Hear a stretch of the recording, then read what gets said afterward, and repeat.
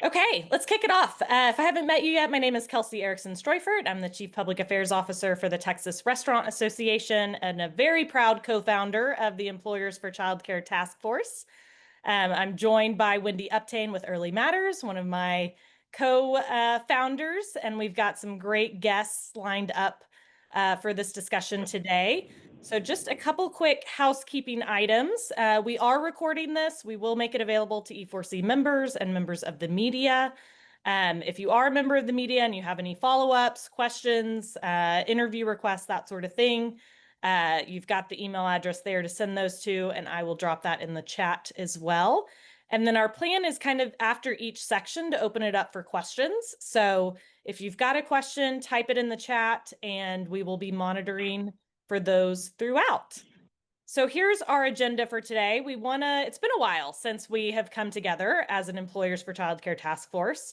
And so we want to sort of recap who we are, how we got here.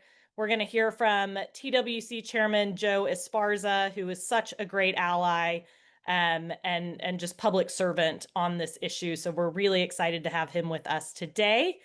Then we're going to hear from Kathy at the Texas Workforce Commission. They have launched a new program that very much fits in with our mission and some of the goals we've been working on. And so Kathy's going to give us an overview of that program. Then we're going to hear from our friend Aaron at the U.S. Chamber of Commerce Foundation about some of the new things that have happened at the federal level that are going to help employers lean into this space. And then last but not least, I'm going to turn it over to Wendy, who's going to talk about next steps and some great opportunities that we have as we look ahead at 2026. So full agenda, but we're very excited to be here, and thank you for being with us. So just a quick recap, who we are. E4C is a nonpartisan, diverse group of business leaders who are working together to advocate to expand working families' access to affordable, quality childcare. We launched TRA, Early Matters, Texas Association of Business, and Texas 2036. Those four organizations came together in late 2023 to really advocate, get organized, learn about these issues on childcare. And we already have over 80 businesses that have joined us, businesses and business groups, I should say, that have joined us as members of E4C. And as Wendy will hit on at the end, we are going to continue to grow that number. So why did we create this organization?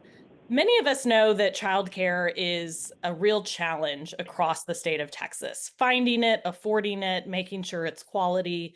These are challenges that families of all shapes, sizes, and parts of our state are encountering on a daily basis.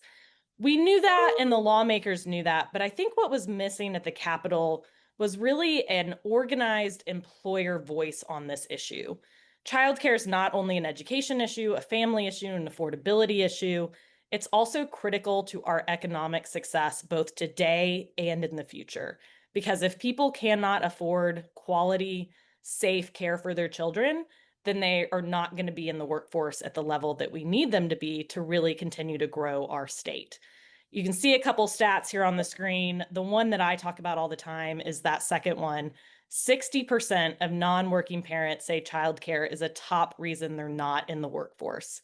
We spend so much time sort of fighting over the existing employees in the workforce.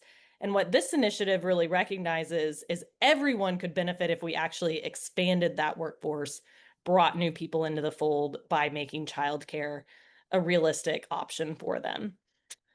So that's who we are. The last legislative session was our first real session as a task force to take on this issue. And we are incredibly proud of the results that we were able to deliver working together in a really bipartisan manner. We had, I think, 7 priorities and actually overachieved. We accomplished 8 different priorities. I won't read through all of them, but I think the key is really these 2 buckets, right? We knew childcare was a big systemic problem that we weren't going to be able to fix in one legislative session. We also knew it was an urgent problem, and so we needed to get some real wins under our belts immediately. So we really were strategic in saying, let's accomplish some immediate tools to give employers and families today And let's create opportunities to really study this issue and create systemic change for the next legislative session. Really proud that we accomplished a lot of things in both of those buckets, as you can see here. Lastly, for my part, just want to acknowledge that Governor Abbott and lawmakers from both political parties, all parts of the state, really recognized the work and why this issue is so important at the Capitol last session. Here you can see a photo from a bill signing Governor Abbott hosted with many of us here to really acknowledge the importance of this progress and this issue. So really excited about that. So that is it for my quick update. At this point, I want to turn it over to TWC Chair Joe Esparza for his thoughts. Awesome. Thank you so much. Good afternoon, everybody. First of all, definitely want to start by thanking Wendy and Kelsey and the E4C Childcare Task Force for organizing this webinar, and also for their awesome dedication to improving childcare for workers and employers. Also want to recognize our partners on the call as well, but most importantly, recognize and thank all the early childhood educators in attendance and for their time, especially today. Childcare obviously is a critical business function, and we consider it one of the most important business functions that allows our economy to do so well. But without childcare providers and their hard work, the workforce system just could not exist. Specifically, I'm chairman of the Workforce Commission, but also the commissioner that represents employers on the 3-member commission. We are all very, my other commissioners with labor and our public member are all very, very joined together to support this initiative. My office provides advocacy and education and guidance to employers. So 660,000 Texas employers, that includes 3 million small businesses across the state, but that especially includes child care providers within that. At the Texas Workforce Commission, we support children at every stage of their development, from infancy to young adults entering the workforce and all of that support. But I definitely want to share with you what TWC is doing to support families and child care providers. So appreciate the invitation to be on here to visit with y'all. I guess we want to start by highlighting, and very excited, we had our new quad agency child care initiative. Kelsey, you provided public comment there yesterday with almost close to about 15 to 20 other child care providers to give us insight and issues on what the providers are experiencing. As part of TWC's work, I'm chairing the commission, and I'm proud to do it.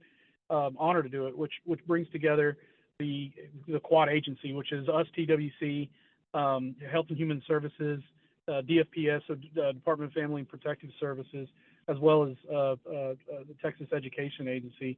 It brings us all to the table so that we can really share resources, but also make sure that there is less redundancy, and we're able to make this a more efficient task.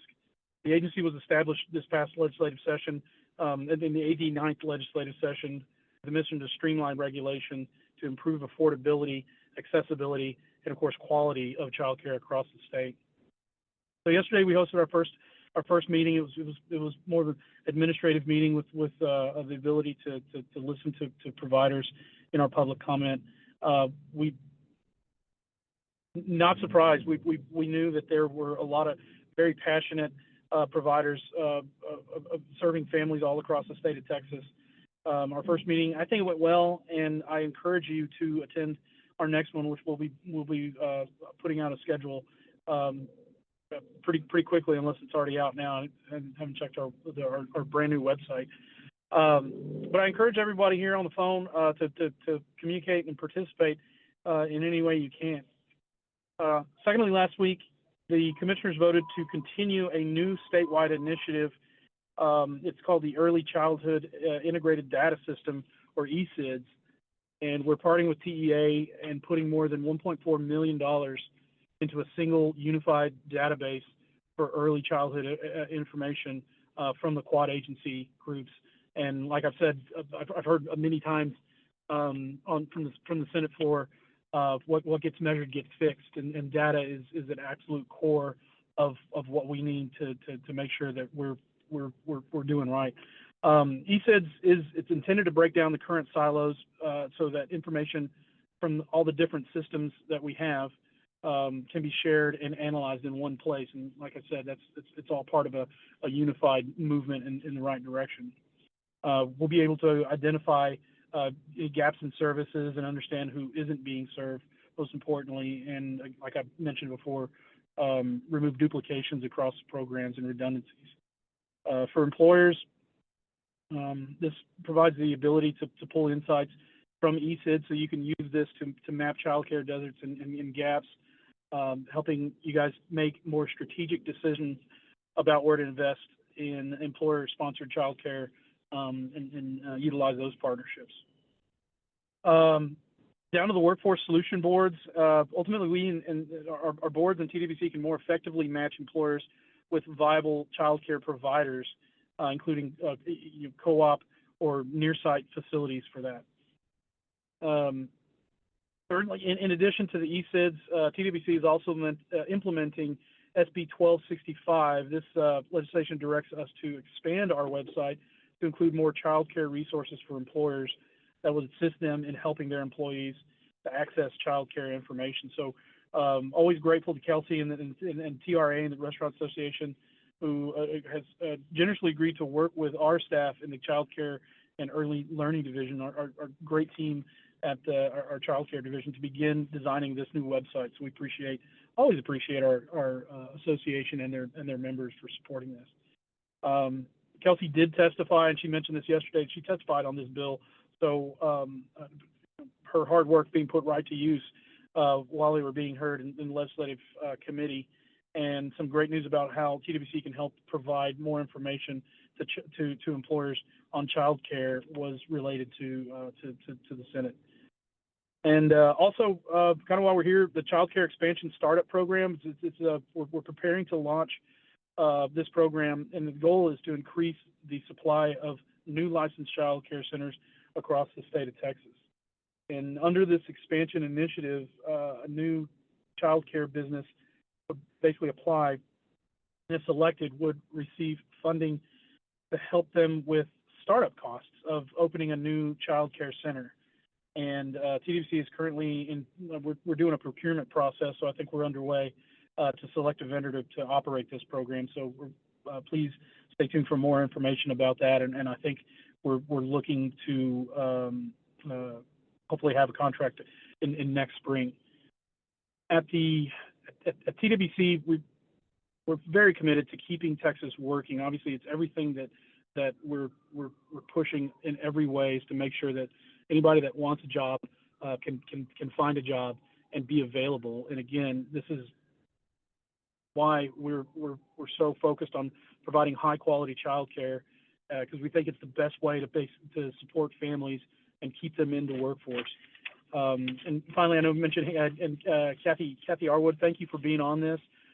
She's going to be our resident expert on the Employer Childcare Solutions Initiative.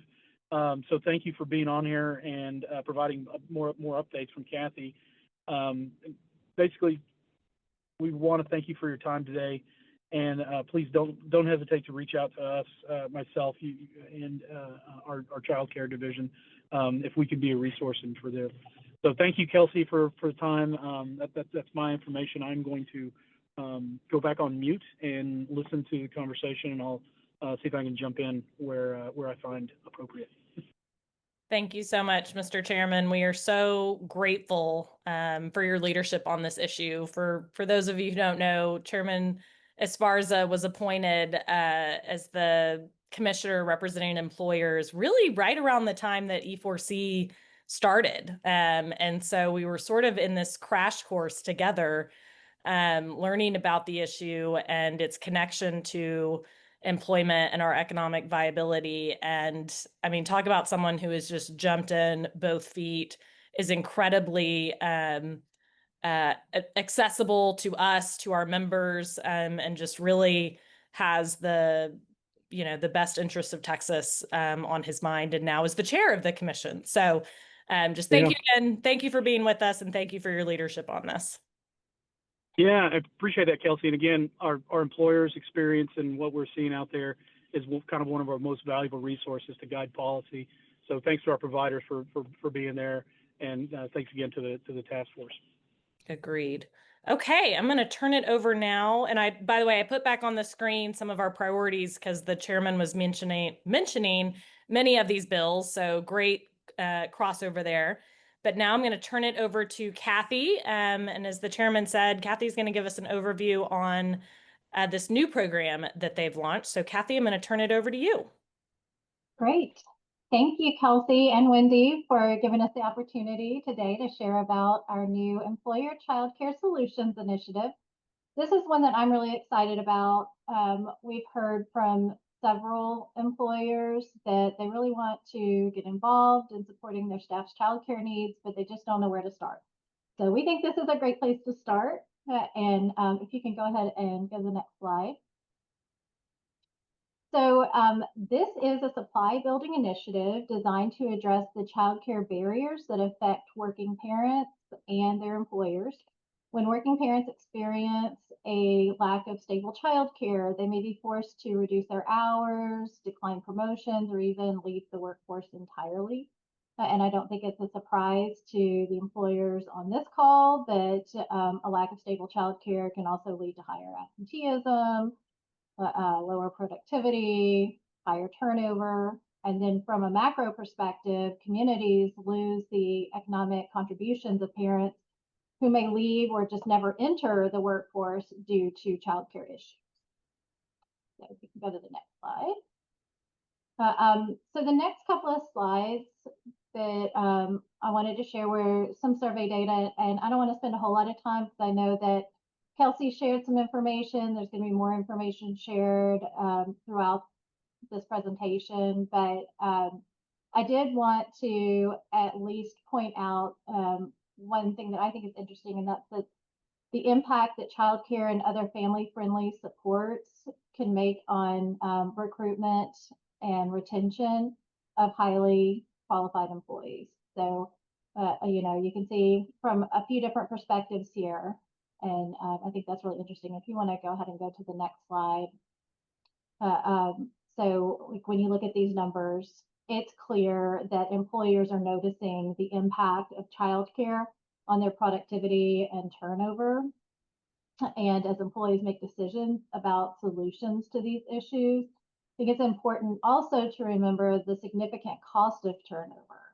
I think that's one area that some folks tend to forget about. They think about the cost of benefits, the cost of childcare supports, but that can be helping to mitigate that high cost of turnover. You can go to the next slide. So what is employer childcare solutions? So like I said, I think this is a great place for employers to start, particularly employers that don't know much about childcare but want to get involved. So our goal is to help employers learn what kind of supports their staff need, consider their options, and then if it's feasible for them, to work with a childcare provider to offer site-based childcare. So this could mean developing an on-site childcare. It could mean working with a group of employers to offer near-site childcare. So say an industrial park where there might be a lot of employers with childcare needs working together to support one on-site or near-site center. Or partnering with an existing childcare facility to provide childcare for their staff. So in some areas, the childcare capacity is there. We just need to find the right connection. So if you'll go to the next slide. So this is a basic overview of the project. Any employer with staff working in Texas can qualify. Like I said, this is really geared to those that aren't familiar with childcare already. Employers will select a technical assistance provider, and right now we have one, but we will be adding more soon. And then the employer will identify which services they need. They'll choose from one or more, and I'm going to talk about the services on the next slide, but there will be a specific deliverable for each service that they select. So it could be a report, a study, or a plan, and TWC is paying the TA provider based on the deliverable produced. So the employer doesn't need to invest anything for this other than their time working with that TA provider, and TWC will be covering the cost of the services that are being offered. You can go to the next slide. So here's a list of the services. I'm going to go into them all in a little more detail, but I do want to note that we require an employee needs assessment unless the employer has completed one in the last 12 months. And that's because we don't want to go into other studies without the employer actually understanding their staff's needs. Okay, you can go to the next slide. The TA providers that we have, like I said, right now we just have one, but they may have different styles and approaches. That's why we want several to choose from, so employers can kind of find the right fit for them. But we do want to require certain elements for each of those services. So the employee needs assessment will look at the employee interest and demand for childcare, considering what type of childcare their employees want or need. It will also assess the childcare landscape in the community where employees live and work, and including the license capacity at existing local facilities. And it will identify if there's any particular needs that stand out. So maybe we've heard from some employers where they built a new facility and there was no childcare in that town. So that's an issue, right? Or maybe it's they have an overnight shift, but there's no childcare in the area that provides after hours care or overnight care. So those are the types of things they might be looking at. Okay, and let's see if you can go to the next slide. Yeah. The feasibility and cost analysis study or studies might be combined. It might be two separate reports, but this considers a number of factors to help employers determine if site-based childcare makes sense for them. So the study will describe what it takes to offer childcare. We know that most employers are not experts in the numerous regulations. I know there's childcare providers on here. You can tell us, right? There are numerous regulations that are designed to keep children healthy and safe, and those are very important, very different from what most employers are used to working with. And so our TA providers will share an overview of these standards and discuss what it takes for the employer to manage a childcare program on their own, or to partner with a childcare provider. So maybe an existing provider, or maybe a provider coming in to offer on-site childcare for them. And then the cost analysis, of course, as its name implies, would at a minimum describe like the short and long-term costs, financial risks, costs, or savings associated with contracting a provider to manage that childcare for them. Okay, you can go to the next slide. So the options analysis and recommendations report will present specific scenarios for the employer to consider and presents the TA provider's recommendations based on that employer's unique situation. The childcare solutions that will be included will help employers consider options like partnering with existing childcare programs instead of opening one, leveraging public or private resources such as finding free or low-cost space, or participating in the childcare services program to accommodate parents with childcare scholarships, finding childcare partners or third-party operators, they can assist with that, offering other employee benefits or adopting family-friendly workplace policies like flex time, flexible schedules, medical leave, that kind of thing. We can go to the next slide. So if an employer decides to move forward with site-based childcare, then the TA provider can develop a site selection report. And this looks at costs whether or not the site is suitable to meet childcare licensing standards, or if it's large enough or the right size to meet employee needs. We talk about zoning requirements and considerations for on-site versus near-site childcare. Go to the next slide. Okay, so the last TA service available through this project is a business plan for employers that have decided to offer on-site or near-site childcare. The TA provider will delve into that employer's decisions and create an actionable plan to develop site-based care.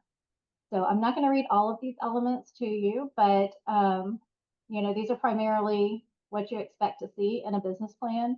I do want to point out too, though, that they are going to include program design recommendations and a plan for organizational change management, because that can be really difficult and can be very different depending on the size of the employer and what their needs are. Okay, next slide. So our employer child care solutions project is pretty robust, but there are some things that it doesn't include. So we want to be really clear about that. The TA provider will not be acting as a child care resource and referral service. This means they're not going to be talking to parents and then referring them to child care providers in the area. They're not going to be arranging backup child care for staff. This project is not funding any construction of child care facilities. This is about helping employers find the right first step, right? We're not launching a software program to help parents find child care. And I think most importantly, so this is something we have had questions about, we're not providing funding directly to child care providers or employers through this project. Now, as Chairman Esparza mentioned earlier, we do have the upcoming Child Care Expansion Startup Program, which we are also very excited about. And this will offer startup funding for child care providers opening in partnership with employers to offer on-site or near-site child care. So stay tuned for that coming in 2026. So it is possible that an employer who decides to move forward and they're working with the child care provider, that child care provider might be able to apply for that once it launches, if that timing works out for them. So I do want to definitely bring that up. All right, so the benefits of employer child care or employer supported child care include the ability to recruit and retain top talent, increased productivity, decreased absenteeism. As you see, this is kind of opposite of what those barriers are, right? So this is definitely a solution that helps address those. Additionally, there are tax incentives, which I understand you guys are going to hear about some of those. So I won't really say much more about that. You can go to the next slide. Okay, so again, I've got a couple of slides here that are really just reiterating the benefits of offering childcare supports. 80% of employers have said that it helped achieve recruitment and retention of top talent. That's huge. You can go ahead and go to the next slide. Parents report positive career impacts and say they're more likely to stay when their employer offered childcare benefits. So kind of getting that employer and employee perspective on that. And yeah, finally, I just want to share our webpage and our contact information. So we've got a QR code for you. I think it's a little fuzzy, at least on my end, so I'm not sure if that'll show up, but I will put this website in the chat for you and hope that you check it out. So thanks again to E4C for having us. Thanks, Kathy. Really exciting stuff. I know Wendy and I both hear from employers all the time. We want to lean in and provide some kind of childcare employee benefit, but we have no idea where to start. And to kind of summarize your presentation, I think this is one great new tool to answer that question of where do I start? I'm going to pause for just 1 minute, see if anyone has any questions in the chat. In the meantime, Kathy, I think you said this, but I just want to reiterate, are there any sort of parameters on employers who can participate? So number of employees, where they need to be located, anything like that? So employers, just the employer itself doesn't have to be located in Texas, but they do have to have staff that live and work in Texas. And yeah, employers of any size can participate. Like I said, it's not really intended directly for child care providers. Not that they're not eligible, but they already know about childcare. So I don't know that there's going to be a benefit. We do have business supports that will be launching very soon, and that might be a better fit for childcare providers directly. But you know, again, any employer with of any size is eligible. Awesome. So all those restaurant members listening, even if you only have one employee who needs childcare, this could be a program you could take advantage of. And shout out to Wendy on this program because she, I think, provided some really great insights when this program was just kind of an inkling of an idea. And I think it's really benefited the program. Let's see, we do have one question that came in. Can we be an existing center to partner with an employer, or is this more only for new on-site programs? Yeah, great question. So it is for employers, and definitely an option will be for providing on-site care or near-site care, and an existing center is certainly one. I think the goal would be, if you have someone that you've been working with, that you've already been partnering with or considering partnering with, you might want to reach out to them. The employer, not the child care center, would need to be the one that applies for this, and they'll be given their options. So we couldn't guarantee that partnership would develop, but it would certainly be an option. Perfect. Well, and for childcare providers listening, maybe this is something you can share with potential, with businesses in your area, encourage them to reach out, take advantage of it. That might be a way to kind of partner on this. Okay, I'm cognizant of time. So at this point, I'm going to kick it over to Aaron, who is our partner over at the U.S. Chamber of Commerce Foundation, who's going to talk to us about some tax benefits. Thanks so much, Kelsey. And if my internet cuts out at any point, please let me know. All right. Hello, everyone. As Kelsey mentioned, my name is Aaron Merchant. I lead the childcare portfolio at the U.S. Chamber of Commerce Foundation. Just a very minimal amount of background. The U.S. Chamber of Commerce is the largest pro-business, pro-enterprise lobbying organization in the world. The U.S. Chamber of Commerce Foundation's mission is to harness the good of business, or to harness the power of business for the good of the country and the world. Leading up to 2025, we referred to this year as the Super Bowl of tax. That's because we knew that the 2017 tax cuts were up for renewal, and one way or another, tax was going to be the talk of DC. Within HR 1, aka the Big Beautiful Bill, there were a great number of things that we don't have time to go through each and every one of them, but the provisions within that piece of legislation that I find most relevant to my portfolio are the expansion of the Dependent Care and Assistance Program, DCAP, otherwise known as a Child Care FSA, the enhancement of the Child and Dependent Care Tax Credit available for parents and legal guardians who are working.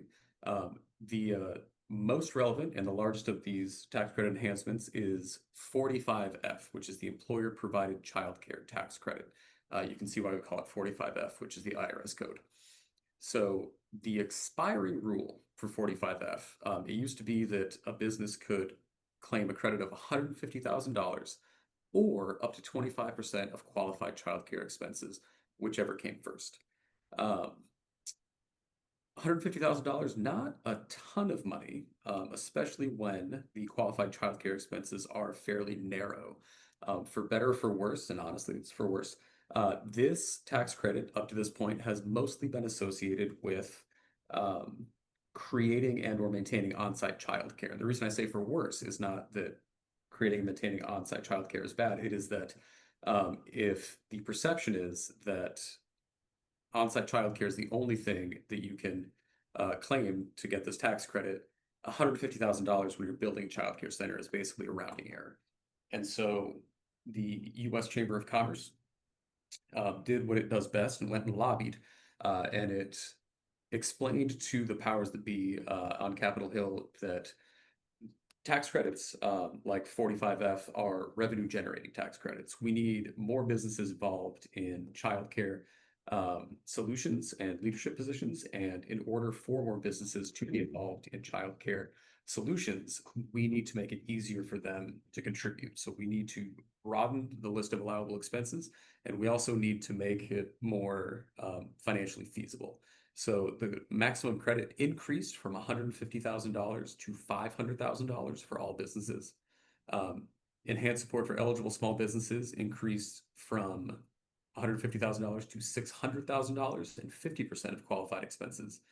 There are also additional qualifying expenditures and more eligibility opportunities, which we'll talk about on the next slide. Now, you may be thinking to yourself, and it would be a good question to ask yourself, Aaron, if it's a small business, how are they going to get up to $600,000? How are they going to spend enough to get $600,000 back in tax credits? And so several things were tweaked within 45F, but the big three are that general rule that we just talked about, the $150,000 up to $500,000 for all businesses. Pooling resources is another opportunity that will exist starting January 1st, 2026, when this enhanced tax credit kicks off, that did not exist before. And so when we say pooling resources, different small and medium-sized businesses, or I guess technically several large businesses could, but if you're a large enough business, you can probably take care of those expenses on your own. But several small and medium-sized businesses can then pool funds into a childcare resource. In this case, they could jointly own a childcare facility, or they could go in on an example that we use, and they're all hypothetical because, again, this tax credit has not been enacted yet. But we see an opportunity here where, let's say you are three small businesses in a very tourism-heavy industry or tourism-heavy location. So you're a restaurant, you're a hotel, and you are like an adventure service. You will not be able necessarily to, have on-site care, or maybe even not have the margins to provide a substantive subsidy for your workers. But let's say there is a local childcare center or a local childcare consortium.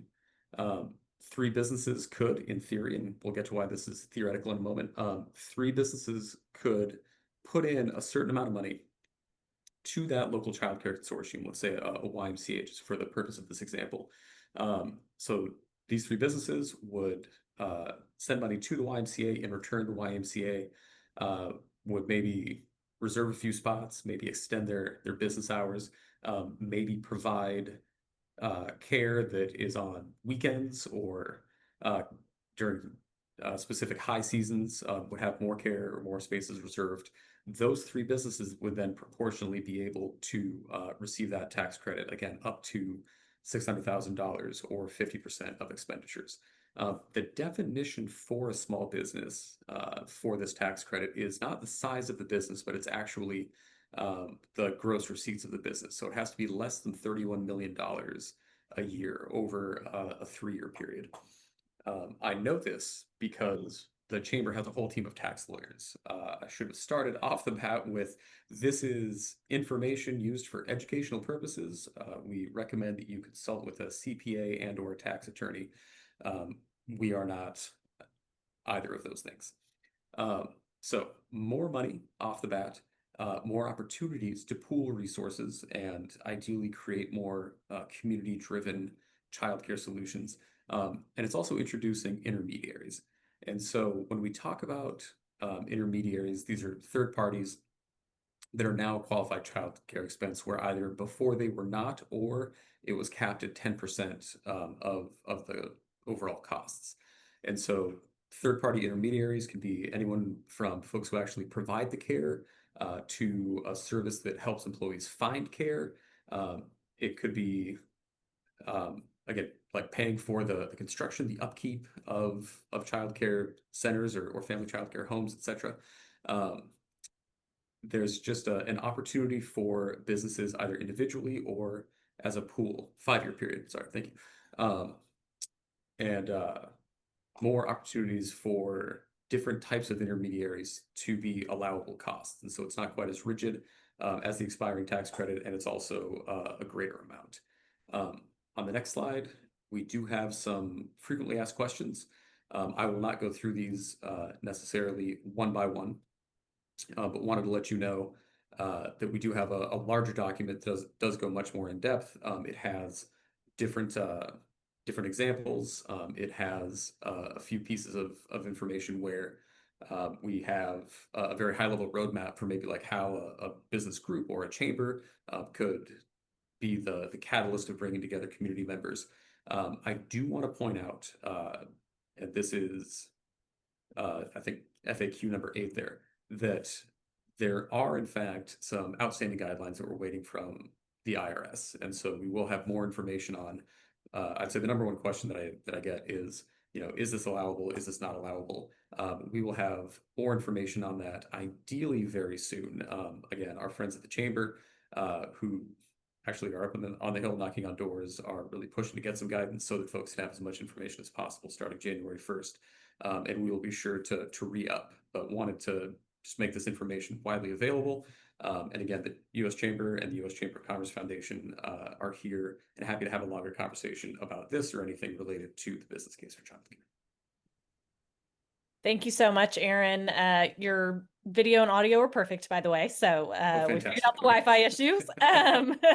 And thank you. I learned quite a bit in your presentation. So really appreciate, and again, just another terrific partner in this effort. Aaron has been with us since some of our first meetings, and having access to their research and policy on this topic has been so helpful.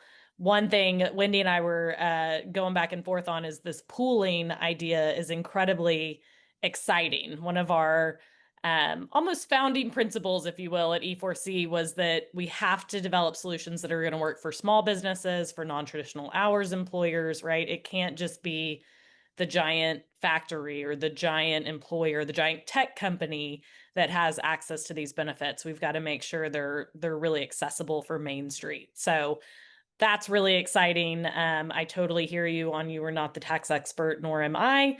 But we're certainly watching for those regs, and we'll make sure to make them available as soon as we can. We did get one question from Tanya. She was asking about, I think she thought it was a 5-year period, not a 3-year, to determine the small business classification. Anything you can share on that? I will follow up with our tax team. I thought it was 3, but I don't want to provide misinformation. And so we'll double check on that and get right back to you, Kelsey.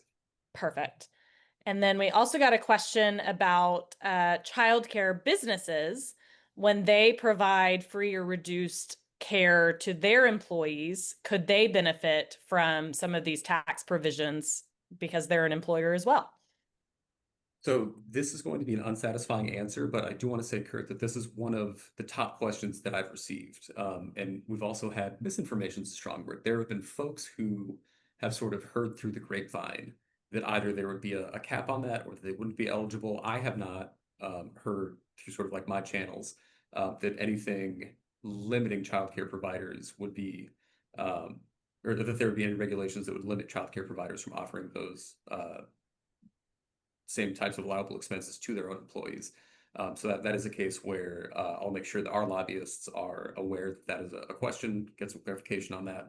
I do know that it had, so like nonprofits, obviously, and again, I'm not like an employment lawyer here, but like nonprofits without taxable income are not exactly able to receive a tax credit. And so I do know that there's a little bit of consternation with some of the nonprofit providers where they're saying like, we would love to offer this, to our employees. But for the So Sharon, this is also what I have heard, but someone just tipped over in the room next to me, sorry. But this is also what I've heard, but I haven't actually seen written anywhere. And it was actually some folks from Montana who said the same thing. And I said, can you send me like where that was written? And Sharon, if you have seen it like in print anywhere, please do send it to me just again so that I can pass it along to our team. But that is an example of where I've heard that, but I haven't seen anything to that end. And so looking to get some clarification on that. Perfect. Thank you so much, Aaron. I'm cognizant of time, so we are going to keep it moving, but excited that the chat is active. Thanks again, Aaron. So now I'm going to kick it over to Wendy. As I teed up at the beginning, 2026 is promising to be a really important and busy year for all of us who care about this issue. So Wendy, take it away. Thanks, Kelsey, and thanks for everyone who've been on and gone before. I don't know if it's a little pixelated on my screen, so hopefully we'll send out something to summarize this for everybody and also for the recording. But just wanted to go through. Oh, yeah, it's okay. Don't worry about it, Kelsey. But just wanted to give, as Kelsey said, and even as the chairman was explaining, there have been a lot of things that that we had a lot of success during the legislative session, and I'm not going to recount all of those because Kelsey gave a pretty good overview, but I think it is important to note that we're entering into a really interesting time for 2026 where there's all these converging factors where we have some of the bills that passed combining with the sunset review and that advisory commission, and then as well as just what normally happens during the interim. And sort of you can see here the agencies that are involved with all of those. And it's, the same sort of usual suspects, if you will. But I think what's important, and you can go to the next slide here, Kelsey, because I'm moving through here pretty quickly. But I think what's important here is that is to see, especially for our E4C members, that the governance structure in Texas is really complicated, that this work spans 6 different agencies. And as Kelsey and I can attest, even during session, I don't think any of our bills were heard in the same committee twice because we were all over, depending on where bills would get assigned. Pub Ed, Health and Human Services, right? Economic development, different various places. And so there's no one person really waking up in the morning with thinking about the early childhood space and what that means comprehensively for Texas families. And so we have this moment in time where all of these things are sort of looking at, and this is so unsexy policy wonky, so I'm not going to get into it too much, but there's so many opportunities to look at how governance is structured and to try to make it more efficient and to actually help families and childcare providers to be able to provide care and quality care, and families to be able to access that better. So Kelsey, you can take us to the next slide. So I think that, as I think about 2026 with all of these things happening, I think the most important thing, or I should say, sort of, I keep saying my worst nightmare, it would be for all of these things to continue working in their own silos, and that we just perpetuate the silos that have existed rather than thinking about how each of these efforts can converge together and how we might end up with 2 or 3 recommendations from each that actually align. Now, I don't know if it's going to be as pretty as this chart where it's like so clearly connected, but I do think, excuse me, I do think that working across these different efforts to make sure there's some cohesion is going to be important. And so Kelsey, Megan, Charles, and I will all be keeping our eye on that and very aware. There we go. So I just wanted to wrap up my section here just with next steps and what this means for 2026. We're going to continue having webinars throughout 2026 for our E4C members. And that just, we haven't, I was talking to Kelsey like, oh, we really haven't done anything since the session ended. And it's because we've been heads down trying to understand what the implications are for all the bills that passed. And so now that we have a sense of that and we're working with our agency partners, we want to be able to involve you all and keep you informed on what's happening, whether that's through webinars, whether that's through newsletters. And then along with that, I think we really want to see E4C grow. We have been very organic in our growth so far. Kelsey and I have full-time jobs and we run this because we care about this, but You all probably know other employers and business leaders or business groups that should be part of this. And we want to see this work extended and new voices come into the field and come into this task force. And then also, if you want to be more involved than just joining these webinars or receiving emails, we love to rope y'all in. And I have a couple examples here, but we've had people come and testify, members from our group come and testify or attend meetings. We've had members write op-eds, which we help support and get placed. That's all on our mind of what is going to be coming into 2026, and we'd love to have you all a part of it. Thanks, Wendy, and apologize for the grainy screen. I'm, as you can probably tell, in a hotel room on the road, and so just appreciate everyone bearing with us. That is our agenda for today, so I will call again if we have any questions. Amazingly, we are basically right back on schedule. So thank you to all of our panelists. All right, I'm going to stop sharing my screen so that we don't have to worry about that.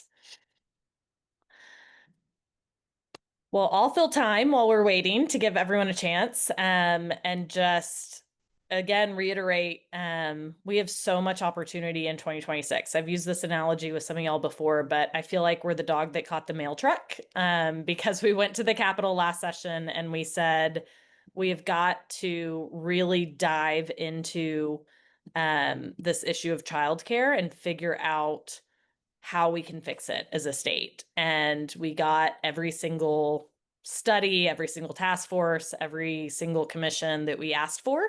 And so, as Wendy said, now we need to make sure we take full advantage of those opportunities and that there's, some kind of coherent message that comes from all of them. Because this is a space in desperate need of coherence and not the silos that Wendy mentioned before. Wendy also mentioned our other co-founders. Just want to thank them. I don't think they're here today, but Megan Morrow and Charles Miller have been our partners in this effort from the beginning, and we couldn't do it without them, and we couldn't do it without all of our members who are here. So thank y'all. Wendy, what did we miss? Anything else to close us out here? Nope, I went to go type a message in here to just say that we hope that everyone enjoyed learning about some of these opportunities for employers. They're just, we have two really great opportunities in front of us. And we would love to learn if you all take advantage of them or if you go through the process, how it goes. Is it helpful? Is it not helpful? That would all be, I think that would be really helpful as we're trying to think through the best policies to be able to support, right? Like we're trying to bring in employers into this space through thinking about this as a benefit. And so what is working and what doesn't, I think is going to be really important.